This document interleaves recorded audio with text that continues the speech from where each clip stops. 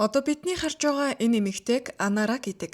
Тэр бол алга болсон эмэгтэй болох Заримагийн хамгийн сайн найз нь. Хэрэг гарсны дараа мөрдөн байцаагч түүнийг дуудаж байцаалт авч байгаа нь энэ. Хамгийн ихэнд түүнээс Зарима өмнө нь хэн нэгнээс айж байна гэж чамд ярьж байсан уу гэж асуусан.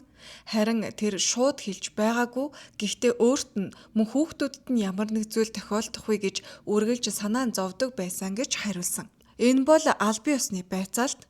Та нар байцаалт өгч байгаа хүний царай, харц, дууны өнгө, асуулт бүрийн дараа яаж өөрчлөгдөж байгааг ажиглаж байсан уу?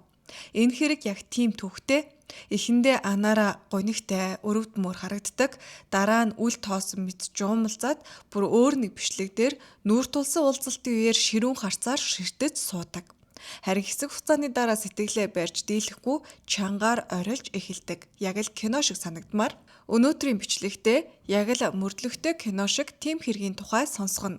Энэ хэргийн гол хүн болох Зарима 2 жилийн өмнөх зун алга болсон. Энэ мөрдлөгийн үйл явцыг нэлээд дэлгэрэнгүй ярьж өгөх болохоор урт бичлэг сонсох дургүй сонсогчид байвал алгасаарай.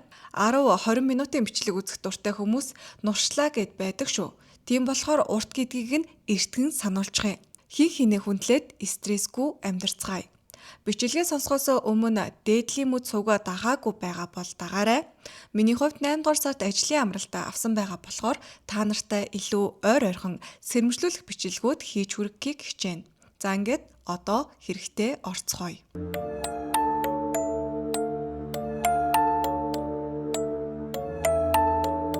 Энэ хэрэг бараг бүхэлдээ камерын өмнө өрнсөн учраас мөрдөн шалгах ажиллагаа хэрхэн явсныг хүмүүс бараг бодит цаг хугацаанд нь дагаж харсан байгаа. 2024 оны 6 дугаар сарын ихэнх Казахстан улсын Акмола мужийн жижиг суурин болох Жалимбет тосгонд хүмүүс уймж бужигнаж эхэлсэн. Тосгоны хүмбэр 34 настай 2 бага насны хүүгийн ээж болох Зарима Аздоёваг хайж эхэлсэн. Зарима алга болсныг хамгийн түрүүнд мэдгдсэн хүн нь Зариматай шороо өдөж өссөн гэж хэлж болох багын найз, ер нь хамгийн сайн найз нь болох Анара Сагнаева байсан. Цаашид түүнийг Монголд илүү наалтцтайгаар нь Анар гэд дуудъя. Анар найзынхаа алга болсон өдрийг дурсахдаа 6 дугаар сарын 3-нд нэг найз маань над руу сандран залгаад Зарима алга болсон байна гэж хэлсэн. Үнэн дээр би юу болсныг огт мэдээгүй. Тэр зүгээр л 167 дугаар байрны орц руу орсон. Тэгээд л алга болчихсон. Түүнээс хойш хинч түүнийг хараагүй гэж ярьсан. Удалгүй Наташа гэх найз нь ч Анар руу холбогдсон байгаа. Тэр Зарима гэртээ ирээгүйг сонсоод Анар руу залгаж юу болсон талаар нь асуусан. Тэгтэн Анар надад бол түүнд ямар нэгэн муу зүйл тохиолдсон юм шиг санагдаж байна гэж хэлсэн байдаг. Зарима тухайн үед нөхрөөсөө тусдаа амьдарч байсан 2 хүүхдээ ганцаараа өсгөж үйж. Харин түүнд шинэ найз залуу байсан. Алга болохынхоо өмнөх өдөр тэр хоёр муудалцаан гэх мэдээлэл мөрдөн байцаалтын явцад гарч ирсэн. Бүр маргалдаад найз залуу нь түнд гар хүрсэн ч үуч магадгүй цаашлаад хүчээр Астана руу авч явсан байх гэсэн цуу яриа хүртэл хүмүүсийн дунд тархсан. Зарима ажилд харсныхаа дараа хүүхдүүд дээрээ очихгүй хоногоор алга болно гэдэг өмнө нь хизээж гарч байгаагүй зүйлээсэн болохоор түүнийг ингээд байхгүй болчихсон гэдгийг хүмүүс мэдээд сандралцсан нь тэр. Тэр үед бүсгийн гэрт нь 2 бага насны хүн ээжигээ хүлээгээд хамаатныхаа эгчтэй байжээж. Заримагийн гэр бүлийнхэн тэр доороо цугларч хайлтыг эхлүүлсэн.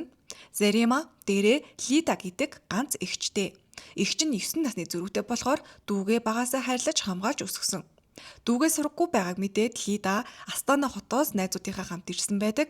Лидаг цосгонд ирэхэд Заримагийн байрны гадаа эхэндээ нэг ч цагдаа байгаагүй гин. Хэсэг хугацааны дараа нэг цагдаа ирсэн ч өөр нэг мөрдөгч түүн рүү уцтаад орц руу орох хэрэггүй бүр ойртож болохгүй маш олон хүн явж байгаа болохоор бүх уул мөрийг устгахчиж мэднэ мэрэгжлийн мөрдөгчдөд найдаад ажиллаа хийхэд туслах хэрэгтэй гэж сануулсан. Ингээд сайн дурынхан нэг талаас хайлтаа үргэлжлүүлж нөгөө талаас мөрдөгчөд хэргийн газрыг хамгаалах гэж оролдож байж.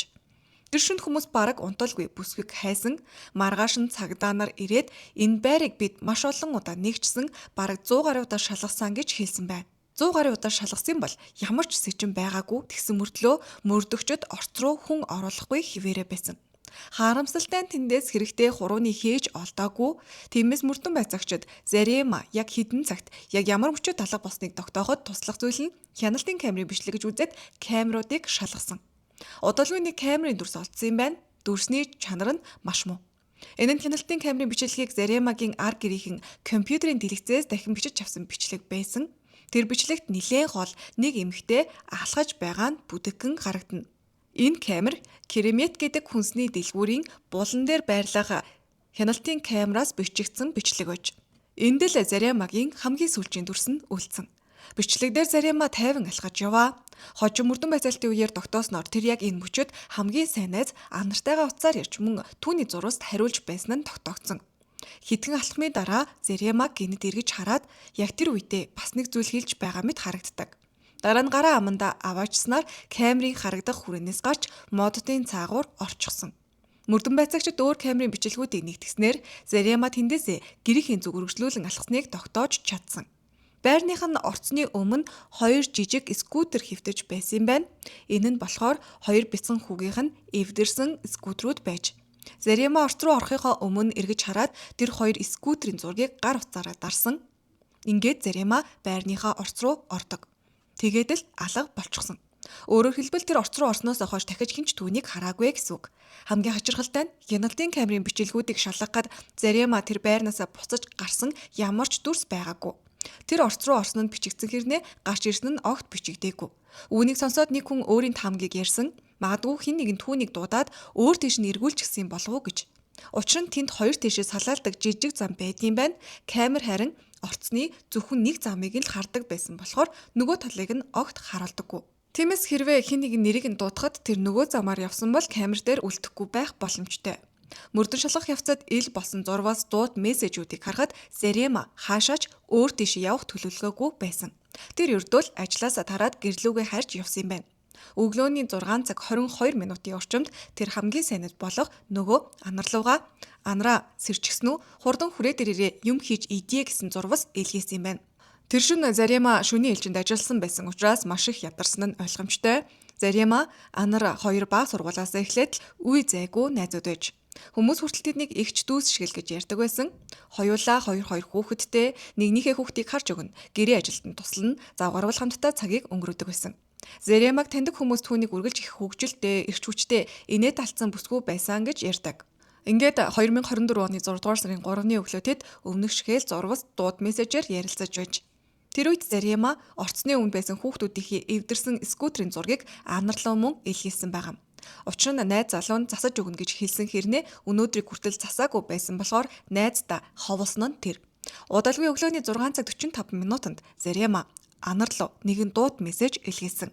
Тэр дууд мессежний хамгийн чухал хэсэг нь төгсгөлдөө байсан. Зариама эхлээд хүүхдүүдийнхээ эвдэрсэн скутерийн зургийг дараад дараа нь байрныхаа орц руу орж байхдаа анарлуу ердөө 5 секундын дууд мессежийг илгээж. Тэр бичлэг дээр орцны доторх цуурай хүртэл маш тод сонсогдсон. Зариама хідэн үг хэлсний дараа алхасаар яваад сонсогддог. Тэгээд нэг маш содон чимээ сонсогдсон. Мөрдөгчд яг тэр чимээнд хамгийн их анхаарлаа хандуулсан байгаа. Тэр нь төмөр хаалганы бариуллыг дараад тавихад гардаг шиг тийм чимээ. Өөрөөр хэлбэл Зариама орцны хаалганы бариуллыг дарсан байх магадлалтай гэсэн үг. Хожим мөрдөгчд бичлэгийг удаашруулж дахин сонссон. Чимээ нь үнэхэрийн л хаалганы бариул буцаад түгжигдэх үед гардаг чимээтэй яг адилхан байж.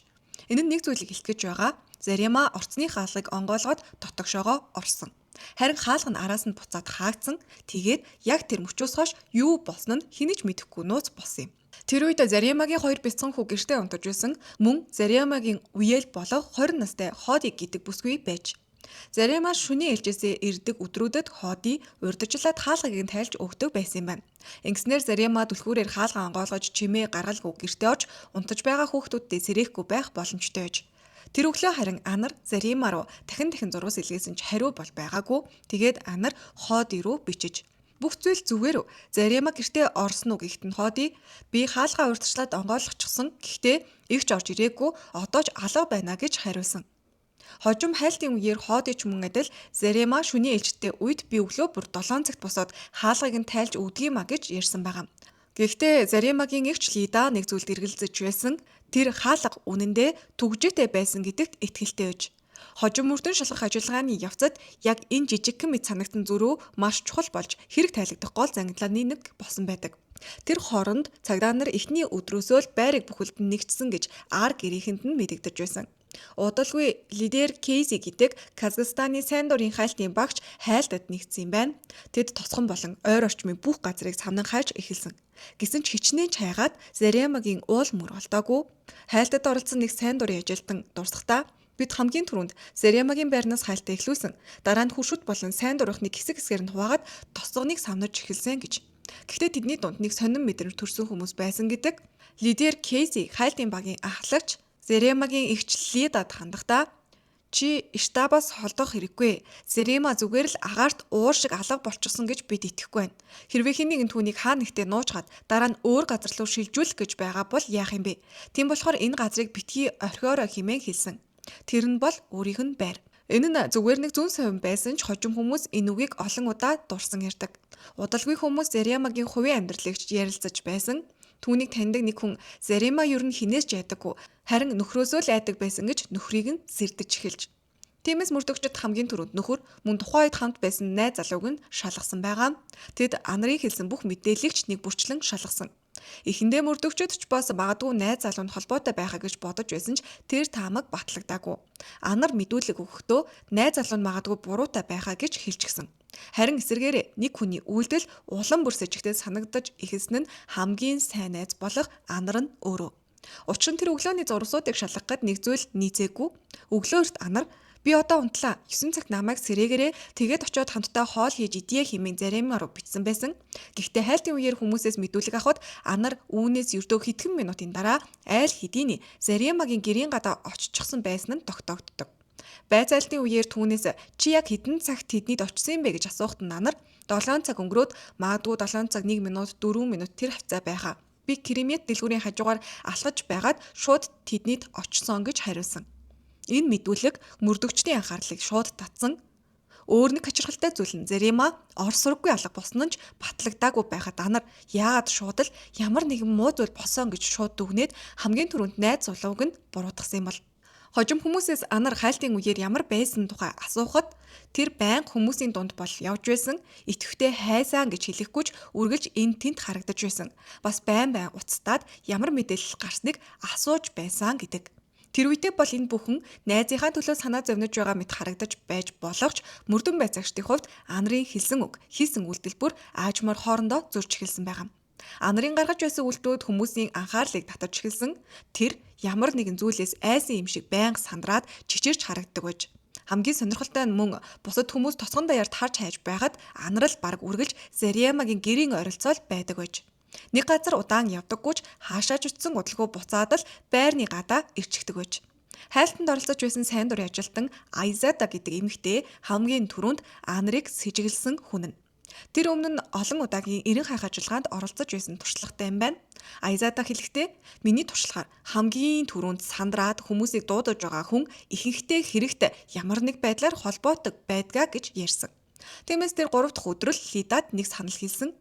Анар руу залгаад чамд Зарямагийн талаар шинэ мэдээлэл ирсэн гэд хэлчих тэр шууд л эргээд чам руу залгах байгаа гэсэн байдаг. Үнэхээр ч удалгүй анар өөрөө Лида руу буцаад устгасан.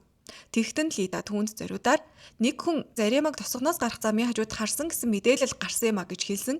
Хэрвээ үнэхээр найзаагаа хайж байсан хүн бол тэр мэдээллийг шалгахаар яарах байсан байх. Гэтэл анар огт өөр хариу хэлсэн. Өө би бүр чухал мэдээлэл юм байх гэж бодлоо штэ гэд хэлээд уцаа тасалчихсан. Мөн Заряма тэр замаар явж чадахгүй, тийм болохоор тэр мэдээлэл худлаа байх гэсэн утгатай юм хэлсэн. Түүндээ ч итгэлтэй байж. Энэ үг мөрдөн байцаагчдын анхаарлыг татсан. Тэр яагаад ингэж их итгэлтэй байгаа юм бол Заряма яг хаашаа явсныг тэр яаж мэдэж байсан бэ гэдэг. Тэр үед Заряма алга болоод 2 л хонсон байсан. Гар утасны хамгийн сүүлчийн дохион тосгоны дотор л бүртгэгдсэн. Тиймээс эрлийн ажиллагаанд нохой сургагчдыг мөн нэгдүүлсэн. Нохойг Зарямагийн үнрээр нь мөрдүүлэхэд эхлээд байрнаас нь холдон явснаа удалгүй буцаад яг тэр газар руугаа иргэн ирээд байж. Энэ нь мөрдөгчдөд Заряма тосгоноос гарч яваагүй байж магадгүй гэсэн хардалгыг улам хүчтэй нэмж өгсөн. Цугларсан бүх баримтыг харахад нэг л зүйл тодорхой болж байгаа. Зариама энэ байрнаас алга болсон цагдаа нар энэ байрыг аль хэдийн хэд хэдэн удаа нэгтчихсэн. Тэдний хэлснээр хоёр давхар жижигхэн байранд хүн нуух боломж бараг байхгүй гэсэн. Мөн Зариамаг алга болох үед бүхэлдээ байр нь бараг хоосон шахуу байсан нь тогтоогдсон. Энэ байр хоёр давхар жижигхэн байр, орц тус бүрдээ 4 айлтай. Нийт 8 айлын байр гэсэн үг. Нийт 8 айлаас энд Зариамагийнх л амьдарч байж, бусд нь эзэнгүй хоосон. Гэсэн ч Лида үүнд бол итгээгүй. Тэр тосгоны загшигч дээр очиод эсрэг талын айлуудыг бид өөрсдөө шалгаж үзнэмээр байна. Зөвшөөрөл өгөөч дээ гэж хүссэн. Хэдийгээр цагдаа нар өмнө нь тэр байрыг шалгасан гэж хэлсэн ч Лида өөрийн нүдээр үзхийг хүссэн юм байна. Аз болоход тосгоны захирагч зөвшөөрсөн. Нэрэж бодоод үзэхэд хаалттай хаалганы цаана алаад нуучсан байгаа мó мэдэхгүй штэ. Тэгээд мөрдөгчд бас нэг чухал баримтыг олж мэдсэн. Зариамагийн байрны яг дээр нь 2 дугаар давхарт байрлах орон сууцыг түүний хамгийн сайн найз болох Анар худалдаж авсан байж. Анар тухайн байрыг худалдаж авахдаа Зариамагаас ойролцоогоор 6 сая төгрөгтэй тэнцэх хэмжээний буюу 800 мянган тенге зээлээд авсан юм байна. Анар байранд засвар хүртэл хийсэн ч өөрөө хизээж тэндээ бол орж амьдраагүй. Өнөөдөр энэ байр энгийн хуучны байр шиг харагдагч өмнө нь бол тосгоны хамгийн сайн байрнуудын нэгт тооцогддог байж. Учир нь эдгээр байрыг ойролцоох алтны уурхай ажилчдад зориулж барьсан юм байна. Желимбиад тосгон нь ер нь өөрөө ч бараг алтны уурхай ачаар бий болсон суурин юм байна. Манайхаар бол заамар юм уу да. Тосгоны ихэнх хүн тэр уурхайд ажилдаг. Зариамач муу адил тэнд ажиллаж хүдэр зөврөлдөг үйлдвэрийн тоног төхөөрөмжийн оператораар ажилладаг байсан. Зариама уурхайдаа маш сайн ажилтан гэдгээрээ танигдсан нэгэн байж, тийм болохоор түүнийг алга болсныг сонсоод ар гэрийнхнээс нь гадна уурхайд хамт ажилдаг хүмүүс нь хүртэл эрен хайх ажиллагаанд нэгдээд түүний төлөө үнэхээр санаа зовж байж. Зариамаг алга болох үед тэдний амьдарч байсан энэ 2 давхар байрны зарим хоосон өрөөнүүдийг засварлаж байсан юм байна. Тэмч болохоор өрөө болгонд барилгын материал нуран хөглөрсөн байдалтай. Сайн дурынхан эхлээд нэг давхрыг, дараа нь 2 дугаар давхрыг нэг бүрчлэн шалгаж. 2 дугаар давхрын нэг хаалгыг тогшоод байна уу хүн байна уу гэж дуудсан ч хариу өгсөн хүн байгаагүй. Санамсаргүйч гэмээр тэр давхарт Анарын саяхан худалдаж авсан байр байгаа. Сайн дурынхан байрны өрөөнүүдийг шалгаж эхэлсэн ч нэг өрөөний бол хаалга ногт онгоогоогүй. Яагаад гэхээр хаалганы завсрыг бүхэлд нь барилгын зориулалтын монтажны хөөсөөр чигжээд битүүлчихсэн байсан. Удалгүй тэд нэг зүйлийг олж мэдсэн нь Зариама алга болсон яг тэр өдөр Анар өөрөө энэ өрөөний хаалгыг монтажны хөөсөөр битүүлсэн байсан юм байна. Хамгийн хачирхалтай нь байрны засваранч дуусаагүй байхад битүүлчихсэн. Хан нь хүртэл шавардлагагүй ажил эд дундаа явж байсан шинжтэй байсан гэдэг. Тиймээс хүмүүсийн толгойд нэг л асуулт эргэлдэж эхэлсэн. Яаж заавал тэр өдөр заавал тэр өрөөний хаалгыг ингэж битүүлсэн юм бол? Хэрв тэр хаалгыг онгойлгож чадвал дотор нь энэ хэрэгтэй холбоотой ямар нэг нотлох баримт байгаа юм болов уу гэсэн бодол. Өмнө нь хэлсэнчлэн Зариама Анартай багаасаа л нөхрөлсөн, бага сургуультай байхдаа тэр нэг охинтой танилцсан нь Анар болж таарсан. Тэд 2 дугаар ангиасаа эхлэн саншгүй найзууд болсон юм байна. Хамтдаа тоолно, хамт буужгийн дугуйланд явдаг, бар бүх цагаа л хамт өнгөрөөдөг байсан. Гэхдээ Зариамагийн ээж тэдний нөхөрлөлд төдийлөн дуртай байгаагүй. Учир нь Анарын гэр бүлийн амьдрал тэмч сайн байгаагүй юм байна. Түүний ээж нь арх хэргэлдэг гэсэн ч Зариама найзыгаа хизээч буруутгаж байгаагүй. Харин ч үргэлжлэл хамгаалж өөрийнхөө ээжэд хүртэл хүн эцэг хийгээ сонгож төрдгүү штэ битгий ийм муухай юм яриа гэж өмгөөлдөг байж. Бас нэг удаа би Анарыг орхиод явчихвал тэр бүр ганцаардаж бүр дордон штэ. Тийм болохоор би хизээж түүнийг орхимааргүй байна гэж хэлсэн байдаг. Зариама найзыгаа үнэхээр л хайрлаж ямар ч үед өмгөөлөн хамгаалдаг хүн нэж. Сургуулаа төгссөний дараач тэдний нөхөрлөл нь үргэлжилсэн. Хоёулаа хамт Астана хотын Туран гэдэг коллежид суралцаад бүр нэг байранд хамт амьдарч байж. Хожим Зариамагийн аав түүнд Астана хотод байр авч өгсөн байдаг. Тэгтэн Зариама хамгийн сайнуд болох Анартайгаа хамт амьдрахаар урьж хамтдаа амьдарсан. Ингээд хоёр найз нэг гэрт амьдраад хамтдаа сургуулаа төгссөн. Хоёулаа хуульч мэрэгжил эзэмшсэн ч цаг хугацаа өнгөрөхөд том болсон хүмүүс тус тусдаа гэр бүл зохиож хүүхдүүдтэй болцгоосон. Зариама олон жил ажиллаж өөрийн амьдралаас гадна эцэг эхээ дэмжихийн төлөө хичээдэг байсан юм байна. Ээж нь хүнд өвчтэй байсан болохоор Зариама асарч халамжилсан. Мөн аав нь ч гэсэн эрүүл мэндийн асуудалтай байж. Тиймээс Зариамагийн зан чанарыг хүмүүс нэг үгээр хэлбэл хариуцлагатай, бусдад туслах сэтгэлтэй хүн байсан гэж дурсдаг. Хэдэн жилийн дараа хоёр найз төрсөн нутагтаа буцаж ирээд дахиад нийлчихсэн юм байна. Тэр үед Анарч бас тусламж хэрэгтэй байдалтай байсан. Яагаад гэхээр түүний анхны нөхөр нь нас барсан юм байна. Тэгээд дараа нь өөр хүнтэй суусан ч хоёр дахь нөхөр нь мөн л нас барчихсан. Өөрөөр хэлбэл Анар 2 удаа хань нийжлээ алдсан. Ийм амьдралыг туулсан найзаагаа хараад Зарема ихэд санаа тавьж өрөвдөж байсан нь ойлгомжтой. Ингээд тэр хоёр дахин ойртоод өмнөх шихээ нөхөрлөж эхэлсэн.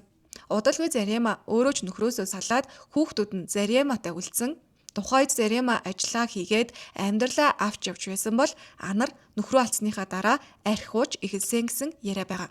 Түүнийг таньдаг хүмүүс хайртай хүний алдах үнэхээр хэцүү, магадгүй энэ нь түүнд маш хүнд туссан болохоор л Анар архиугаад байсан байхаа гэж ярьдаг.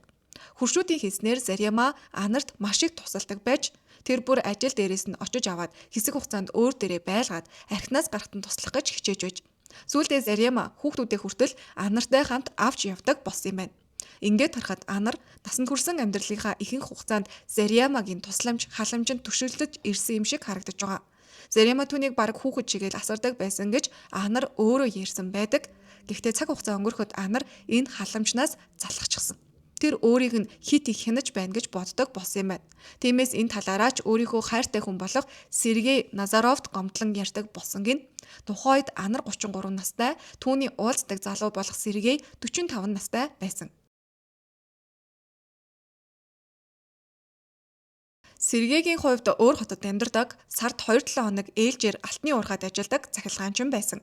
Тосгонд ирэх үедээ Анартай уулздаг байсан юм байна. Хожим Заремагийн хүүхдүүдийг хардаг байсан хамаатны тэр өглөө би Сергей ахыг манай байрлал орж байхыг харсан гэж хэлсэн. Сергей чинь Анарын хайртай хүн.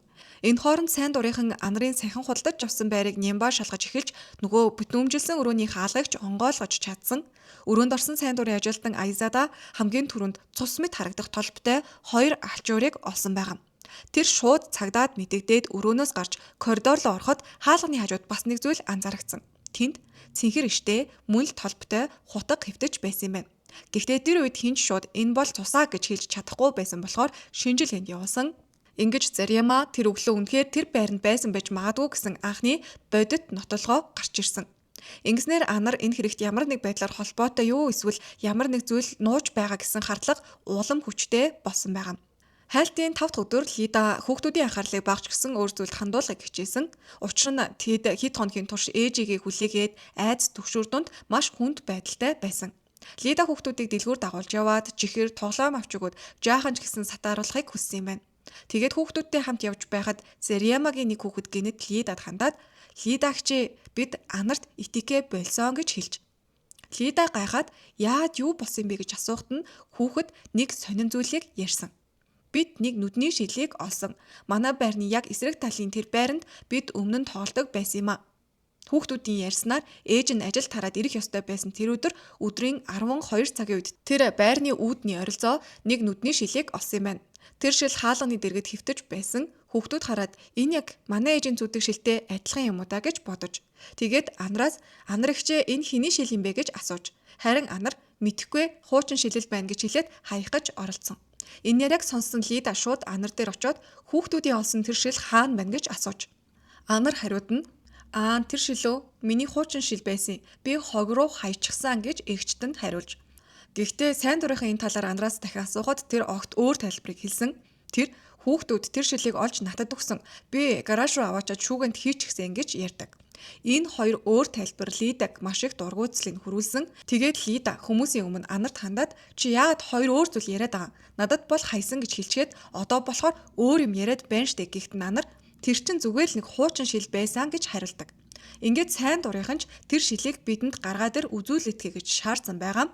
Удалгүй Анар шилийг гаргаж ирсэн. Дараа нь Лида хамгийн сүүлд үлдсэн нэг чухал зүйлийг шалгахаар шийдсэн нь Заремаг ажлаасаа гарч байгаа үеийн камерын бичлэгийг үзхийг хүссэн.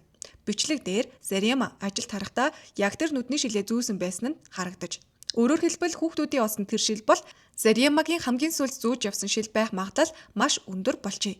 Үүгээр зогсоогүй сайн дурынхан тухайн үеийн үйл явдлыг бичиж авсан бичлэгээ дахин үзсэн. Бичлэг дээр хүмүүс Заремагийн байрнаас гараад хүүхдүүд шилийг олсон газар руу очиж байгаа нь харагддаг. Тэд Анарын байранд орж шалгах үед Анар гинэд "Энэ миний шил байна" гэж хэлж байж. "Бид энэ шилийг хамт худалдаж авсан. Зарема надад авч өгсөн. Өөртөө ч бас нэгийг авч байсан юм а" гэсэн шүү юм тайлбарлаж байж. Мөн хамгийн анхаарал татсан зүйл нь Анар хэдхэн минутын дотор энэ шилний талаар 3 өөр тайлбар хэлсэн явдал. Энэ нь хүмүүсийн хардлагыг мэдээж улам нэмэгдүүлсэн. Тэр үед хаалганы үүдэнд дахиад нэг зүйл олдож. Сайн дурын ажилтан Айзада газар хэвтэж байсан жижиг зүйлийг хараад энэ ээмэг юм уу юу юм бэ гэж асуухад нь хүмүүс түлхүүр байна гэж хэлдэг. Анарт тэр түлхүүрийг хараад мөн л нэг тайлбарыг өгсөн. Тэр битгий хүр. Энэ миний өгсөн түлхүүр байна. Надад ийм 3 түлхүүр байсан юм а гэж хэлсэн. Сайн дурынхан анарын нөгөө 2 давхарт байсан байрыг нь үргэлжлүүлэн нарийн шалгаж эхлэхэд байрны үүд орчимд их хэмжээний элс, тоос, хог байж. Тэд цэвэрлэгээ хийж байх үед дахин 2 зүйлийг олсон. Нэг нь Зариамагийн хүүхдүүдийн зураг, нөгөө нь SIM картыг гаргахад ашигладаг жижиг төмөр түлхүүр. Учир нь Зариамагийн утасны гэрний дотор хүүхдүүдийнх нь жижиг зургууд байж. Тиймээс эдгээр олдврууд хүмүүсийн эргэлзээг улам нэмэгдүүлсэн. Яагаад Зариамагийн хувийн эд зүйлс 2 давхарт анарын байрны үүдэнд байгаа юм бэ? Удалгүй цагдаа нар ирээд олсон зүйлсийг аваад явчихсан. Гэхдээ сайн дурынхны хувьд энэ нь хангалттай байгаагүй. Тэд байрыг дахин илүү нэгтэлж эхэлсэн. Нүдний шил хүүхдүүдийн зураг зэрэг олцсон учраас Зариама тэр өглөө энэ байранд орсон байх магадлал улам нэмэгдсэн. Тэгэд хаалганы хажуу хэсэгт нэг зүйлийг анзаарсан. Тэнд нь бор өмгийн толб байсан. Тухайн үед энэ нь яг юу болохыг мдээгүй ч маш сэжигтэй санагддаг. Байр дотор засварын материал барилгын хог их байсан. Харин угаалгын өрөөнд хид хідэн том шуудаа давхарлан тавьсан байж. Энэ газрыг цагдаа нар өмнө нь хид хідэн удаа шалгасан гэж хэлж байсан. Тиймээс тэндээс дахиж ямар нэг зүйл олно гэж хинч төсөөлөхгүй. Гэхдээ Айзада тэр шуудааг шалгахаар шийдсэн. Тэнд 6 орчим шуудаа давхарлаатай байж маш харанхуй өрөө байсан болохоор нэг хүн гэрэл тусгаж тусалсан. Тэр нэг нэгээр нь шалгаж эхлэхэд эхний хідэн шуудаанаас хуучин хувцас хэрэггүй зүйлс гарч байсан.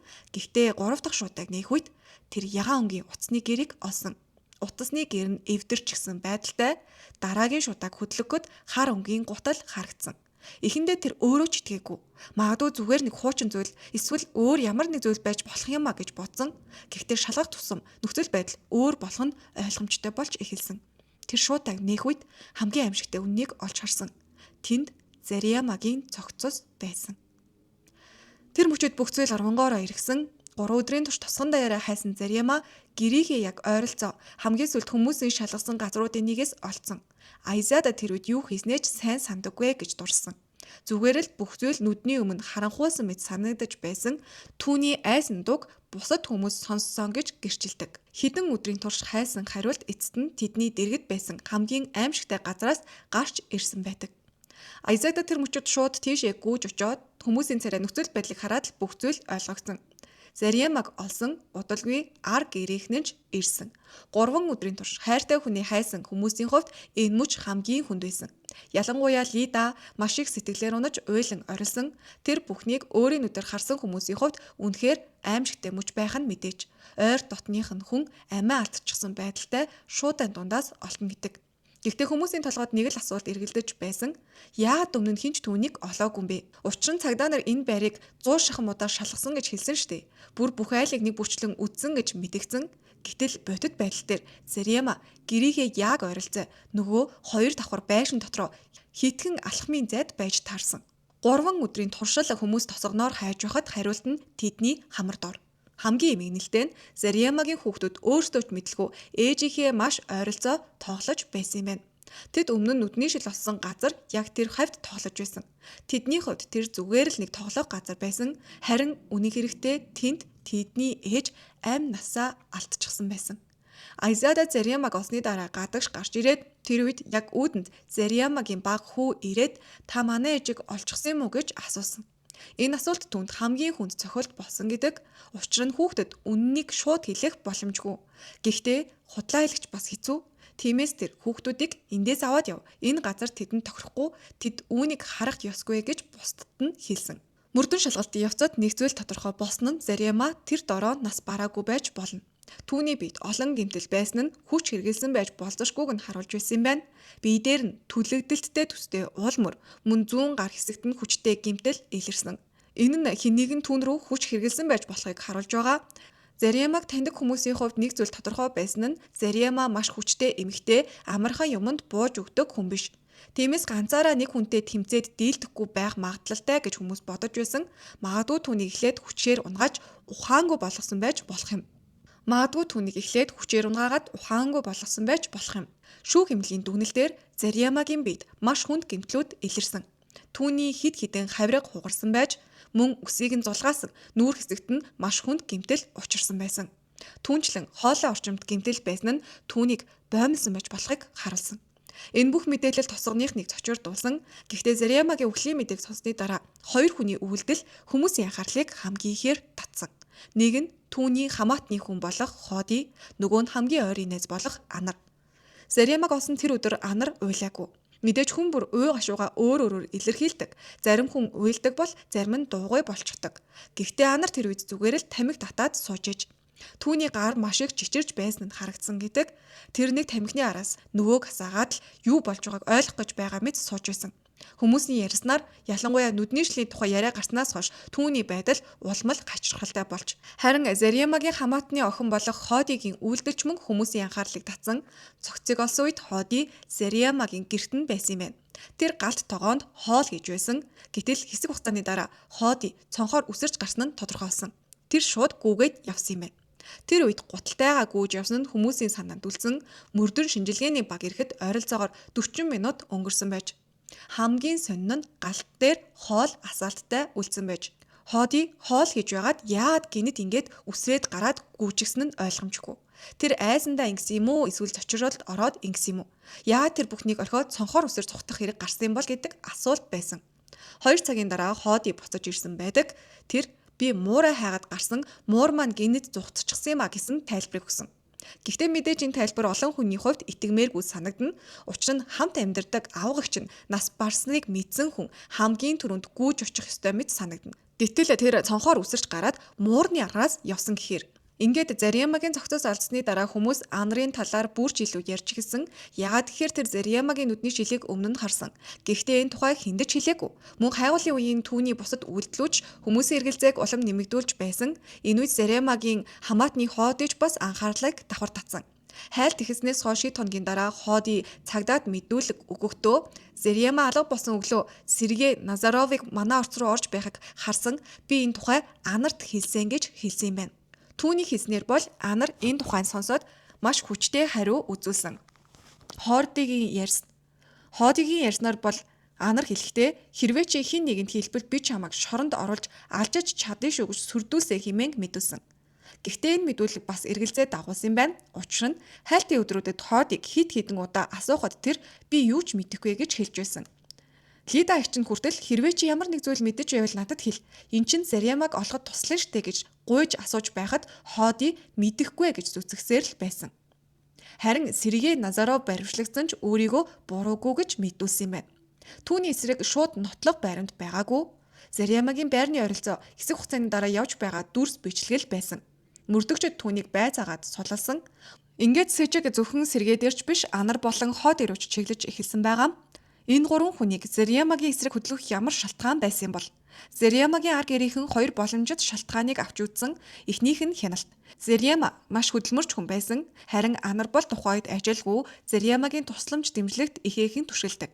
Зарьяма түүнийг олон жил дэмжиж амьдралд нь тусалж ирсэн. Энэ харилцаа сүлдээ хэд хамааралтай болж хувирсныг өмнө нь дурсан. Хоёр дахь боломжит шалтгаан нь мөнгө. Учир нь Зарьяма Анарт байр ахт нь хүртэл 800 мянган тенге зээлж өгсөн шүү дээ. Зарьямагийн хувьд арх бараг хэрэглэдэггүй, алкоголтой үдиршлэг, дугаа цэнгэлийн зүйлд дургүй хүн байж. Тэр өөрийнхөө амьдралагч, ойр дотны хүмүүсийн амьдралагч хянахыг хичээдэг байсан. Ялангуяа Анар болон Ходи ойр дотных нь эмэгтэйчүүд хоёр нь хоёулаа архиудаг байсан болохоор гадуур гарахт нь дургуйцаж хүлээж авдаг гэж. Зарьяма ажилдаа байх үед Анар Ходи хоёр хамтдаа клуб борж арх ууж байна гэж мэдвэл шууд загнаад л гэртээ харгиж шаарддаг байж. Энэ байдал Анартаж Ходидд ч таалагддаггүй байсан юм байна. Нэгэн цагт эгч дүүс шиг ойр байсан Анар Ходи хоёрын хувьд Зарьямагийн хяналт улам дарамт болж эхэлсэн. Анар найз нөхдөө хэд хэдэн удаа Зарьямагийн энэ зангийн талаар ярьж байсан гэдэг. Зарьяма миний алхам бүрийг хяндаг, намайг ч Ходигч хяндаг, үнэхээр төвхтэй гэж ярьдаг гэж. Мөрдөн шалгах явцад хэд хэдэн хүн энэ талаар мэдүүлэг өгсөн байдаг. Тэдний нэгнийх нь ярьснаар бол Зарьямаг нас барахаас 6 сарын өмнө Анар согтуу үедээ нэг дэлгүүрт орж ирээд найздаа Зарьяма намайг хит их хянаад контролдод байна. Би үүнээс нь залхаж гинэ гэж ярьсан. Тэр үед Анар Сергей гэх хүнтэй холбоотой болчихсон байсан. Тэр надад хайртай хэрвээ би хүсвэл Зарьямагийн асуудлыг Сергей шийдэж чадна гэж хэлж байсан тухай нэг танил нь мэдүүлэгтээ дурссан. Мөн бусад гэрчүүд ч Анар Зарьямагийн талаар байн гомдолдог. Энэ асуудлыг нэг тийш нь болгоно гэж ярьдаг байсан гэж мэдүүлсэн юм байна. Харин анарын хувьд байцаалтын үеэр эдгээр яриаг өөрөөр тайлбарласан тэр би түүнийг устгах нь ална гэж хэлээгүй. Зүгээр л асуудлыг шийдэн өөрийнхөө байр суурийг ойлгуулна гэсэн утгатай юм л хэлж байсан гэж мэдүүлдэг. Өөрөөр хэлбэл анар Зарьяматай холбоотой бухимдалд байсан гэдгээ үгүйсгээгүйч энэ нь хизээж гэмт хэрэг үйлдэх санаа байгаагүй гэж тайлбарласан. Гэсэн ч мөрдөн шалгалтын хувьд нэг зүйл тодорхой болсон нь Зарьяма болон түүний хамгийн ойрын хүмүүсийн хооронд өмнөх шигэ халуун дотнох харилцаа үлдээгүйж. Зарьямагийн хувьд мөн анар Сергей хоёрын харилцааг хүлээн зөвшөөрдөггүйж. Сергей анарт маш их хайртай байсан, түүний төлөө юу ч хийхэд бэлэн хүн байсан гэж ойрын хүмүүс нь ярьдаг. Харин Зарьяма энэ харилцаанд болгоомжтой хандаж анарыг хамгаалахыг хүсдэг байсан гэдэг. Анарын хувьд бол энэ нь хамгаалалт биш ядаргаа болж хувирсан. Ингээд анарын Хотигийн байр суурьж анхаарал татаж байгаа. Хоти бол Зарьямагийн төрсөн охин биш гэсэн бараг өөрийнх нь хүүхчгэл өссөн хүн байж. Тэр багада эцэг эхийн алдсныхаа дараа Зарьямагийн гэр бүл төсөөд 4-р ангиас эхлэн Зарьяматай хамт амьдарсан юм байна. Зарьяма түүнд яг л ээж шиг нь хандаж байсан. Гэсэн ч нас ахих тусам Хоти аав эгчийнхээ хатуу дүрмд дургу болж эхэлсэн. Зарьяма түүнийг буруу хүмүүстэй нөхөрлөгөөс хамгаалахыг хичээдэг байсан ч Хоти үнийг амьдралд нь оролцож байна гэж ойлгосон. Ингээд нэгэн цагт хамгийн ойр байсан хүмүүсийн дунд гомдол, зөрчил хоримтлагчсан. Зарьяма алга болохоос өмнөх сүүлийн саруудад бас нэг том асуудал гарч ирсэн нь мөнгө. Яагаад гэхээр анар Зарьямагийн амьдардаг байрны дээр байр авахта 800 мянган тенге зээлсэн гэсэндээ энэ мөнгө нь Зарьямагийн гэр бүлийн өөр нэг хэрэгцээнд зориулагдсан байсан ч Зарьяма найздаа туслахаар шийдчихэж. Удалгүй Зарьяма мөнгөө буцааж авахыг шаардаж эхэлсэн юм байна. Тэр анарт мөнгөө авъя хэрвээ чадахгүй бол байраа зараад мөнгийг минь өгөөдгөө гэж хэлж байж. Энэ асуудлаас болж хоёр найзын харилцаа улам муудсан байна. Анар энэ талаар Сергей Назаровд гомдлох болж. Түүний хэлснээр Сергейд ярилцах гол шалтгаан нь хайрч биш харин амьдралынх нь асуудал, мөнгөний асуудал байсан гэдэг. Мөрдөгчдийн үзэж байгаагаар анарын амьдралд хоёр том асуудал давхцаж байсан. Нэг нь Зарьямагийн хяналт, нөгөө нь мөнгөний маргаан. Анар энэ хэргийн дараа өөрийгөө гин буруугүй гэж зүтгэсээр байсан. Дараа нь Сергейг зөвхөн Зарьямаг айлгаад ярилцуулахыг л хүсэж байсан гэж тайлбарладаг. Мөрдөгчдийн хувьд харин өөр хөлбрийг шалгаж эхэлсэн байдаг. Удалгүй анар мөрдөн шалгалттай хамтран ажиллах саналыг гаргасан. Тэр Сергейтэй хийсэн яриаг нууцаар бичээд түүнийг Зарьямагийн алалгыг хүлээн зөвшөөрөхийг оролцсон. Энэ аргыг мөрдөн шалгах ажиллагаанд нууц аудио бичлэг гэж нэрлэдэг. Гэхдээ мөрдөн шалгах ажиллагааны явцад өөр нэг чухал зүйл гарч ирсэн. Анар өөрөө Сергей Назаровтай хийсэн яриаг нууцаар бичиж авсан. Ийм төрлийн бичлэгийг хвчлэн мөрдөгчд сэжигтэн өөрийгөө бичүүлж байгаагаа мэдэхгүй үед ашигладаг. Харин энэ тохиолдолд Сергей бичлэг хийж байгааг мэдэж байсан эсэх нь дараа нь маргаантай болж. Анар түүнээс асуухдаа чи энэ хэргийг хийчихсэн юм уу? Яагаад тэгсэн бэ гэж асуудаг. Мөрдөн шалгагчид ярианы бичлэгийг биш харин түүний хуулбар тэмдэглэлийг ашигласан. Тэр ярианд Сергей эхлээд анарыг хамгаалах мэт үгсийг хэлсэн байгаа. Харин анар чи түүнийг алсан гэж надад хэлсэн мэт үннээ хэлгэж дахин асуусан. Удалгүй Сергей тийм ээ би алсан гэж хэлдэг. Гэхдээ анар тэр ярианы туршид өөрийгөө энэ хэрэгт ямар ч холбоогүй мэт харуулахыг хичээж байсан. Тэр би чамайг алахыг гуйгаагүй гэдгийг онцолсон. Өөрөөр хэлбэл тэр Зарьямаг үгүй болох талаар өмнө нь ярьж байсан ч аллах болно гэж төсөөлөөгүй гэдгээ энэхүү аудиондоо тайлбарласан. Сергейгийн хувьд шүүхтэр огт өөр тайлбарыг өгсөн. Тэр анар намайг дуудсан. Тэр уцаараа бичлэг хийж байгаагч би мэдсэн. Тэгээд би түүний хүсэснээр л хэлсэн юм а гэж мэдүүлсэн. Сергейгийн ярьснаар бол тэр анарыг шоронд оруулахгүй тулд зориуд гин бурууга хүлээсэн дүр эсэгсэн гэж хэлсэн. Мөн хэрэгт өөр нэг нууц бичлэг байсан. Энэ удаа Зарьямагийн хамаатны охин Хоти болон анар хоёрын яриа. Хоти өөрийгөө энэ хэрэгт толбоогүй гэдгээ батлахын тулд уг яриаг мөрдөн байцаагчдад өгчихсөн. Тэр ярианд Хоти анарыг буруутгаад чи Сергейтэй ярьсан. Чи түүнд байнга Зарьямагийн талаар гомддог байсан. Чи л түүнийг ийм зүйл хийхэд хүргэсэн бидтэй гэж хэлсэн. Ингээд мөрдөн байцаагчдын өмнө хоёр гол сэжигтэн үлдсэн нь Сергей Назаров Зарьямагийн амийг хөнөөсөн гэж сэжиглэгдэж байгаа эрэгтэй анар энэ хэрэгт ямар нэг байдлаар холбоотой байсан байж болзошгүй хамгийн ойрын хүн нь. Сергей тэр өглөө юу болсон талаар өөрийн хувилбарыг ярихдаа болохоор Зарьямаг ирэхээс ойролцоогоор 1 цагийн өмнө байрны ойролцоо очсон. Өглөөний 6 цаг 45 минутын орчимд ажилласаа буцаж ирсэн. Тэр үүдний хэсэг зогсоод скутерүүдийн зургийг уцаараа авчгаад байрлуугаа орсон гэж Сергей мэдүүлсэн. Сергейгийн мэдүүлгээр бол тэр Зарьямаг араас нь дагаж очсон юм байна. Зарьяма түүнийг хараад эргэж харахтаа айж зочсон юм шиг харагдсан, зүхтах гэж оролцсон гин.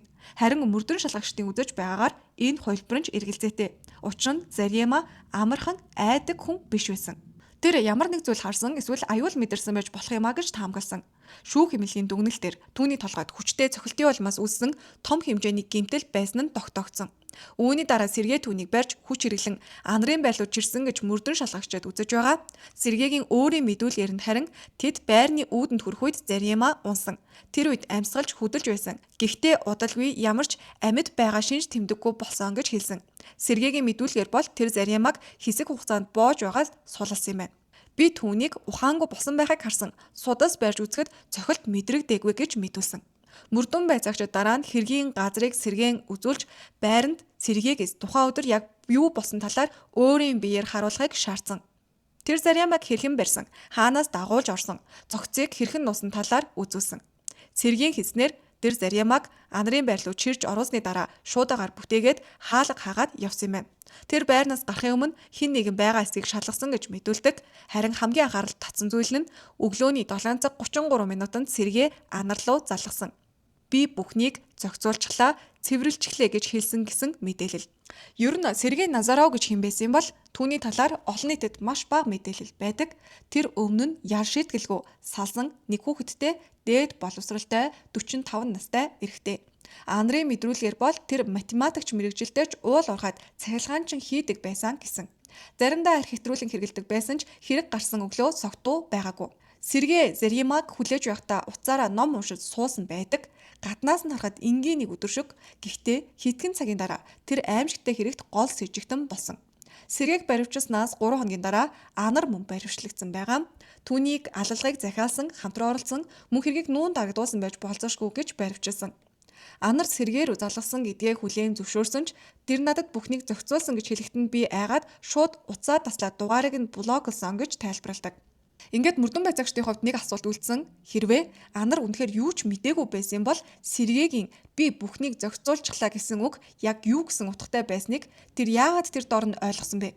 Ан нар мөрдөн байцаалтын үеэр Назаровын хэлсэн үгний талаар тайлбар өгсөн. Түүний хэлснээр Сергей би бүгдийг зохицуулчихлаа, цэвэрлжчихлээ гэж хэлэхэд эхэндээ тэр айсан юм байна. Гэхдээ дараа нь өөрийгөө тайвшруулах гэж магадгүй тэр ажил эсвэл өөр ямар нэг зүйл ярьсан байхаа гэж бодсон гэдэг. Мөрдөгчд түүнээс нэг зүйлийг асуусан нь та үнэхээр сэжиглсэн юм бол яагаад тэр даруй цагдаад хэлээгүй юм бэ гэдэг. Учир нь Сергей Заремаг алга болсонтой холбоотой байж болох хамгийн чухал мэдээллийг өгсөн хүн байсан. Гэтэл ан нар тэр даруй мэдэгдээгүй. Өглөө Сергейтэй ярьсан хэрнээ бүр өдийн цайны дараа найз нь алга болсон тухай мэдээллийг өгсөн. Мөрдөгчдийн хувьд дахин та яагаад шууд хэлээгүй юм бэ? Яагаад Сергейг шалгаагүй юм бэ тухайн үедээ гэж асууж байж. Ан нар би түүнийг ийм зүйл хийсэн гэж бодоагүй. Би Заремаг амьд эрүүл олтноо л гэж найдаж байсан болохоор чимээгүй байсан юм а гэж өөрийгөө өмгөөлж байсан. Мэдээж мөрдөгчдийн хувьд энэ тайлбар хангалттай байгаагүй. Түүний хэлсэн үгс хоорондоо зөрчилдөөнтэй байсан нь тодорхой. Ингээд болоогүй Заремаг олсны дараа нэгэн цэвэрлэгч эмэгтэй гарч ирж маш сонин зүйл ярьсан. Тэр ан нар намайг 10-аас 11 цагийн хооронд байрны үүд шатны хэсгийг цэвэрлэж өгөөч гэж дуудсан гэсэн мэдүүлгийг тэр цэвэрлэгч хэлсэн. Ан нар тол барилгагч хүртэл авч өгөөд ханыг сайхан цайруулаад цэвэрлээд өгөө гэж хүсэж бүгдийг нь сайтар цэвэрл ямар ч мөр үлдэхгүй байх ёстой гэж хэлсэн гин. Энэ мэдээлэл мөрдөн шалгах ажиллагаанд дахин нэг том асуултыг гаргаж ирсэн.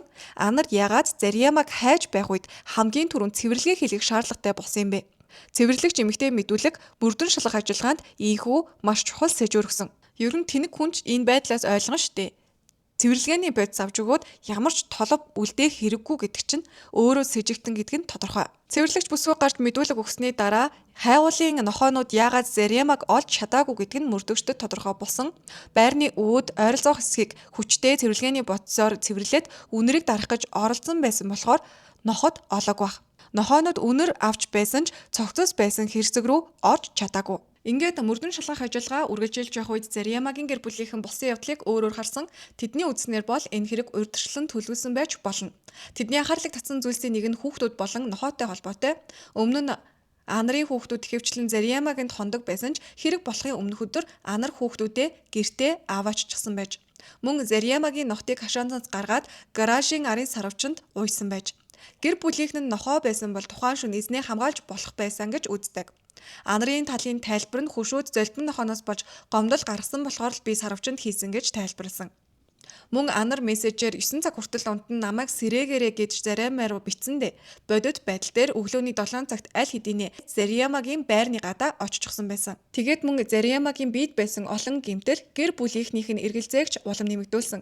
Хугарсан хавиргууд зүсэгдсэн шарах үсэн зулгаагдсан байдал нь санамсаргүй амнаас тохирсон хэрэг биш гэдгийг гэр бүлийнхэн нь онцолсон.